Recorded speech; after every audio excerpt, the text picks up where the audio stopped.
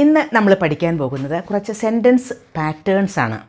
Everyday spoken ഇംഗ്ലീഷിന് ഈ sentence pattern ഒരുപാട് യൂസ്ഫുൾ ആണ്.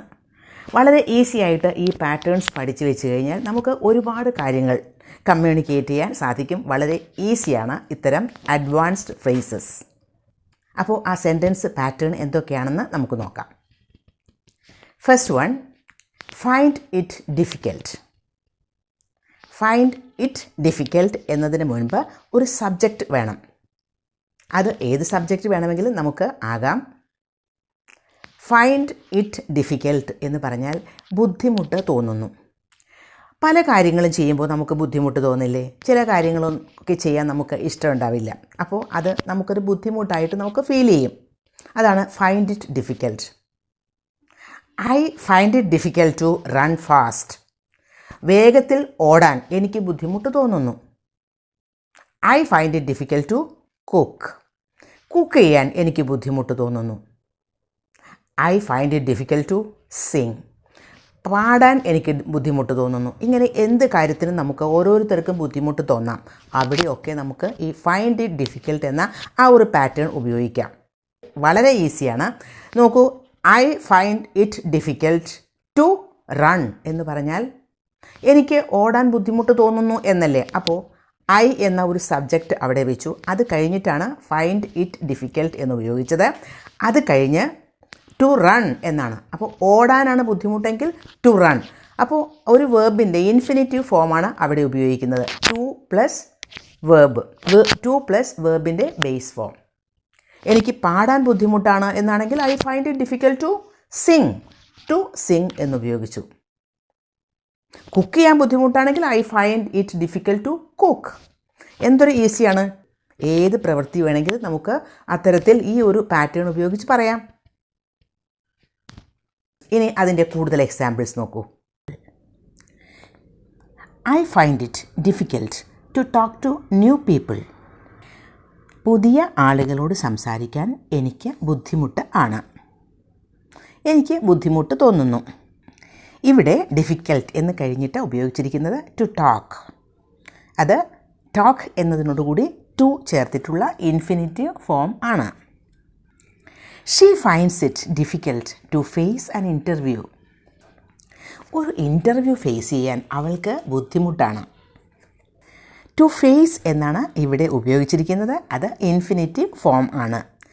പിന്നെ വേറൊരു കാര്യം ശ്രദ്ധിക്കൂ, ഷീ ഫൈൻഡ്സ് ഇറ്റ് എന്നാണ് ഉപയോഗിച്ചത്. ഷീ സബ്ജക്റ്റ് ആയതുകൊണ്ടാണ് ഫൈൻഡ്സ് എന്ന് ഉപയോഗിച്ചത്. അപ്പോൾ സബ്ജക്റ്റ് അനുസരിച്ച് ഫൈൻഡ് അല്ലെങ്കിൽ ഫൈൻഡ്സ് എന്ന് ഉപയോഗിക്കണം. ഹീ, ഷീ അതുപോലെയുള്ള സിംഗുലർ സബ്ജക്ട്സ് ഒക്കെ ആണെങ്കിൽ ഫൈൻഡ്സ് എന്ന് ഉപയോഗിക്കാം. I, you, we, they. പിന്നെ പ്ലൂറൽ സബ്ജക്ട്സ് ഏതെങ്കിലും ആണെങ്കിൽ ഫൈൻഡ് എന്ന് ഉപയോഗിക്കുക. I find it difficult to choose a good gift. ഒരു നല്ല സമ്മാനം, ഒരു നല്ല ഗിഫ്റ്റ് സെലക്ട് ചെയ്യാൻ, ചൂസ് ചെയ്യാൻ എനിക്ക് ബുദ്ധിമുട്ട് തോന്നുന്നു. ഇനി അടുത്ത ഫ്രേസ്, ഇനി അടുത്ത ഒരു പാറ്റേൺ നമുക്ക് പഠിക്കാനുള്ളത് this is not the way.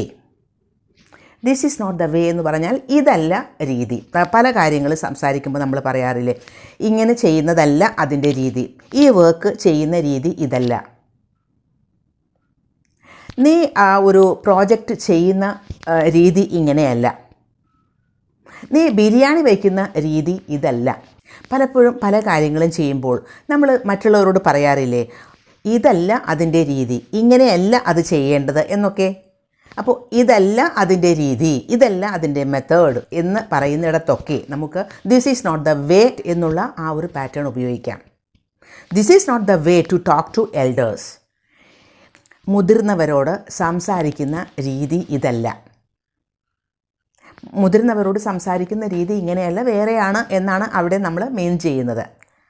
This is not the way to sit. ഇതല്ല ഇരിക്കേണ്ട രീതി, ഇങ്ങനെയല്ല, ഇതല്ല ഇരിക്കേണ്ട രീതി. ഇവിടെയും this is not the way എന്ന ഒരു ഫ്രേസ് കഴിഞ്ഞിട്ട് നമ്മൾ ഉപയോഗിക്കുന്നത് ഇൻഫിനിറ്റീവ് ഫോം തന്നെയാണ്. To sit, to talk to elders. This is not the way to wash the vessels. Vessels ഒക്കെ വാഷ് ചെയ്യേണ്ട രീതി ഇതല്ല, to wash. This is not the way to draw the diagram. ഈ diagram വരയ്ക്കേണ്ട രീതി ഇതല്ല. This is not the way to draw the diagram. This is not the way to study എന്ന് പറഞ്ഞാൽ ഇതല്ല പഠിക്കേണ്ട രീതി. അപ്പോൾ this is not the way എന്നത് ഈസി ആയിട്ട് ഉപയോഗിക്കാം. ഇനി അടുത്ത് നമുക്ക് പഠിക്കാനുള്ള pattern I cannot believe. I cannot believe എന്ന് പറഞ്ഞാൽ എനിക്ക് വിശ്വസിക്കാനാവുന്നില്ല. ഐ കുഡ് നോട്ട് ബിലീവ് അല്ലെങ്കിൽ ഐ കുഡിൻറ്റ് ബിലീവ് എന്നും പറയാം. അതാണെങ്കിൽ പാസ്റ്റ് ടെൻസായി, എനിക്ക് വിശ്വസിക്കാൻ കഴിഞ്ഞില്ല എന്നായി. അപ്പോൾ ഐ കനോട്ട് ബിലീവ്. നമ്മൾ പലപ്പോഴും പറയും, ഓ എനിക്ക് അവൻ ഇത്രയ്ക്ക് സ്മാർട്ടായൊരു കുട്ടിയായിരുന്നു എന്നെന്ന് എനിക്ക് വിശ്വസിക്കാനാവുന്നില്ല. അവളാണ് ഇത് ചെയ്തത് എന്ന് എനിക്ക് വിശ്വസിക്കാനാവുന്നില്ല. ആ ഡാൻസ് ചെയ്തത് ഞാനായിരുന്നു എന്ന് എൻ്റെ ഫ്രണ്ടിന് വിശ്വസിക്കാൻ കഴിഞ്ഞില്ല. ഇങ്ങനെ പ്രസൻറ്റ് ടെൻസിലും പാസ്റ്റ് ടെൻസിലും ഒക്കെ നമുക്ക് ഈ പാറ്റേൺ ഉപയോഗിക്കാം. I cannot believe that it's so easy. ഇത് ഇത്രയ്ക്ക് ഈസിയാണ് എന്ന് എനിക്ക് വിശ്വസിക്കാൻ കഴിയുന്നില്ല. They cannot believe it's so interesting. അത് വളരെ ഇൻട്രസ്റ്റിംഗ് ആണ് എന്ന് അവർക്ക് വിശ്വസിക്കാൻ കഴിയുന്നില്ല. She couldn't believe that it was me. അത് ഞാനായിരുന്നു എന്ന് അവൾക്ക് വിശ്വസിക്കാൻ കഴിഞ്ഞില്ല. നോക്കൂ, കുഡിൻറ്റ് എന്ന പാസ്റ്റ് ടെൻസ് ആണ് ഇവിടെ ഉപയോഗിച്ചിരിക്കുന്നത്. അടുത്ത ഫ്രേസ് നമുക്ക് പഠിക്കാനുള്ളത് ഡോണ്ട് യു തിങ്ക് ദാറ്റ്. എന്താണ് ഡോണ്ട് യു തിങ്ക് ദാറ്റ് എന്ന് ചോദിച്ചാൽ ദാറ്റ് കഴിഞ്ഞിട്ട് നമുക്ക് ആവശ്യമുള്ള കാര്യങ്ങൾ പറയാം. ഡോണ്ട് യു തിങ്ക് എന്ന് പറഞ്ഞാൽ എന്താ? നിങ്ങൾ ചിന്തിക്കുന്നില്ലേ, നിങ്ങൾ വിചാരിക്കുന്നില്ലേ എന്നുള്ള മീനിങ് ആണ്. Don't you think that he's A smart boy.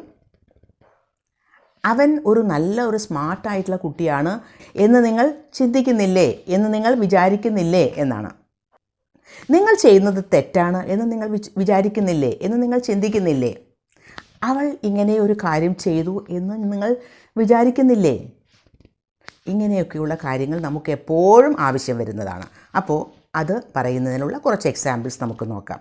Don't you think that എന്ന് പറഞ്ഞാൽ നിങ്ങൾ ചിന്തിക്കുന്നില്ലേ എന്നാണ് meaning. Don't you think that she is lying. അവൾ നുണ പറയുകയാണെന്ന് നിങ്ങൾ വിചാരിക്കുന്നില്ലേ. Don't you think it's impossible.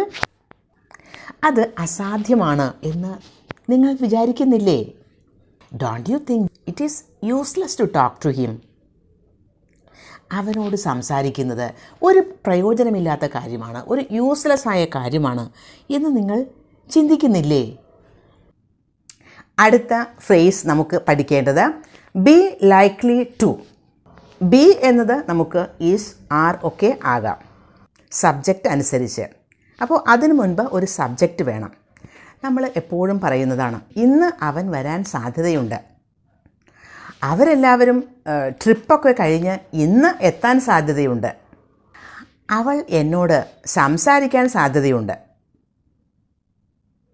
ഇന്ന് ഞങ്ങൾ മീറ്റ് ചെയ്യാൻ സാധ്യതയുണ്ട് എന്നൊക്കെ പറയില്ലേ. അവിടെയാണ് ഈ ബി ലൈക്ലി ടു എന്ന പാറ്റേൺ നമുക്ക് ഉപയോഗിക്കാൻ പറ്റുന്നത്. അപ്പോൾ എക്സാമ്പിൾസ് നോക്കൂ. He is likely to come today. അവൻ ഇന്ന് വരാൻ സാധ്യതയുണ്ട്. They are likely to reach tomorrow. അവർ നാളെ എത്താൻ സാധ്യതയുണ്ട്. നോക്കൂ, ദേ ആണ് സബ്ജക്റ്റ്, അപ്പോൾ ആർ ഉപയോഗിച്ചു. ഹീ ആയപ്പോൾ ഈസ് ആണ് ഉപയോഗിച്ചത്.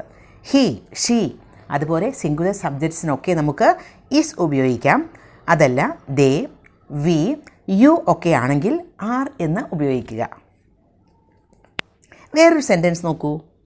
The exam is likely to be cancelled. Exam cancel ചെയ്യപ്പെടാൻ സാധ്യതയുണ്ട്. ഇത് പാസീവ് വോയിസിലുള്ള ഒരു സെൻറ്റൻസ് ആണ്.